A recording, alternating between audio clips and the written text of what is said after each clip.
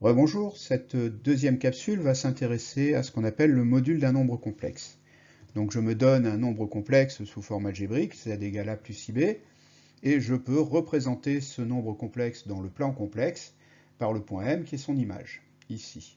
Eh bien, le module de z, c'est la longueur de OAM, ou si l'on préfère, la norme du vecteur OM. Alors on le note avec deux barres.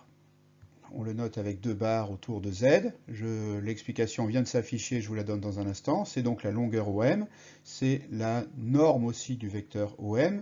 Et nous avons appris en seconde à calculer la longueur de OAM.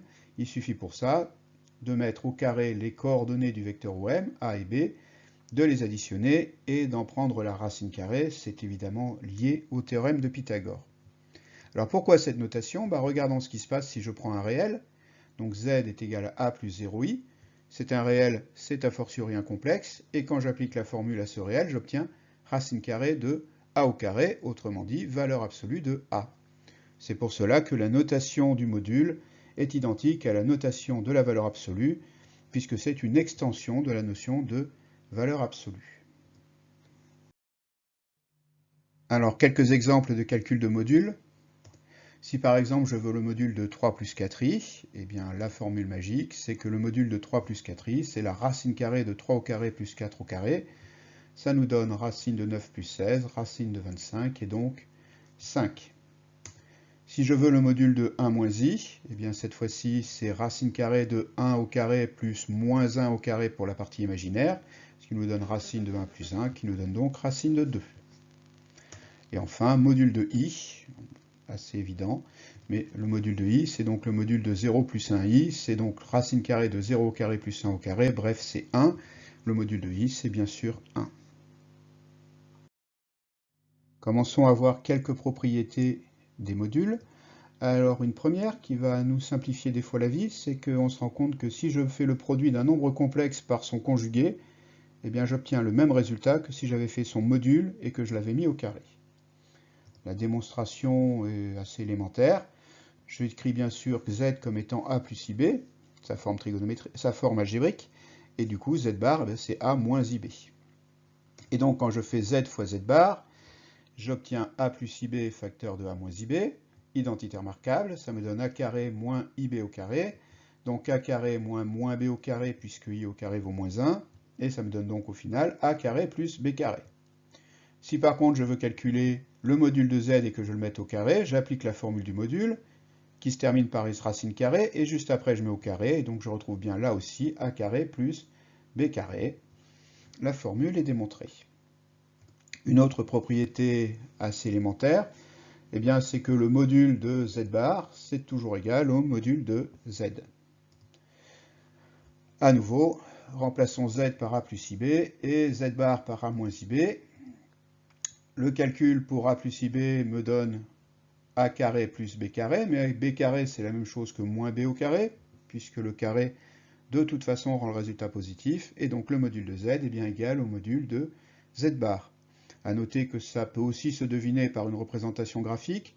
On a vu précédemment que z bar c'est le symétrique de z par rapport à l'axe réel. Ils ont donc la même distance par rapport à O, et donc ils ont donc bien le même module. Bien, nous allons voir maintenant les produits de modules, les propriétés sur le produit des modules, et vous allez vous rendre compte que finalement on retrouve avec le module les propriétés qu'on avait déjà avec la valeur absolue. Donc première d'entre elles, eh bien, le module d'un produit, c'est le produit des modules. Comment je vais démontrer cela? Eh bien, je vais utiliser l'astuce qui a été démontrée à la relation précédente, à savoir que le module de z au carré, c'est comme le produit de z par son conjugué. Donc j'ai besoin d'une relation avec des carrés.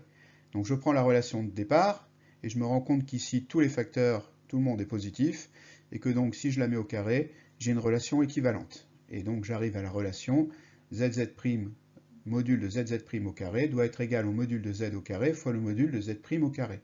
Si je démontre cette relation, j'ai démontré la relation voulue.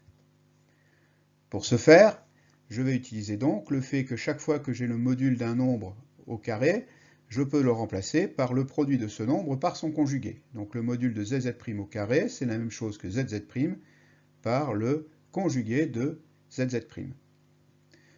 J'enlève les parenthèses et la conjugaison, nous savons déjà depuis la leçon précédente qu'elle est compatible avec les produits, donc le conjugué de zz', c'est le conjugué de z par le conjugué de z'.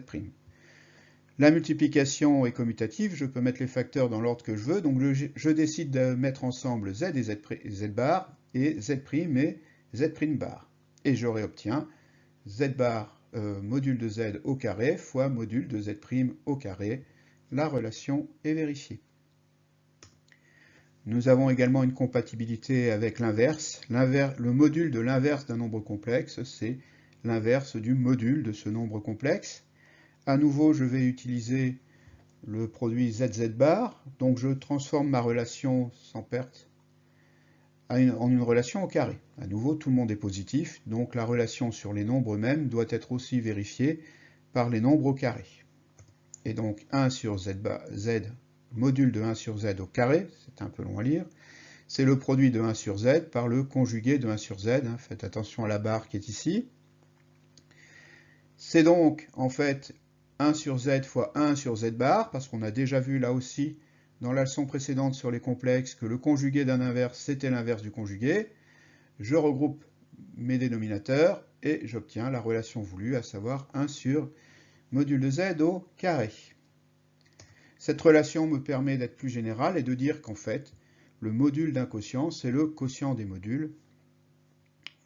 Pour cela, il me suffit de dire que z sur z', c'est en fait z fois 1 sur z'. Je sais déjà, depuis la première relation, que le module d'un produit, c'est le produit des modules. Et je suis, depuis la relation précédente, que le module d'un quotient, d'un inverse, c'est l'inverse du module. Je remets tout le monde ensemble et j'ai démontré la dernière relation. En répétant des multiplications, on passe aux puissances, et donc on a assez logiquement la propriété suivante. Le module de z à la puissance n, c'est comme le module de z que l'on aurait mis à la puissance n. Vous l'avez peut-être deviné, ça se démontre par récurrence. Donc je commence par regarder ce qui se passe au rang 0. Eh bien z puissance 0, ça vaut 1. Donc le module de z à la puissance 0, c'est le module de 1, autrement dit c'est 1. Et si je prends le module de z, qui est un réel, le module de z à la puissance 0, c'est aussi 1. Donc la relation est bien vérifiée quand n vaut 0. Je suppose donc que z puissance n, le module de z puissance n, c'est comme le module de z à la puissance n. Et je veux montrer que cette relation marche encore quand je passe à l'exposant n plus 1. Donc je vais chercher le module de zn plus 1. Le module de zn plus 1, c'est le module de zn fois z, par définition. Or, je sais des modules qui sont compatibles avec les multiplications, donc ça me donne le module de zn fois le module de z. Par hypothèse de récurrence, j'ai le droit de remplacer le module de zn par le module de z à la puissance n, ici.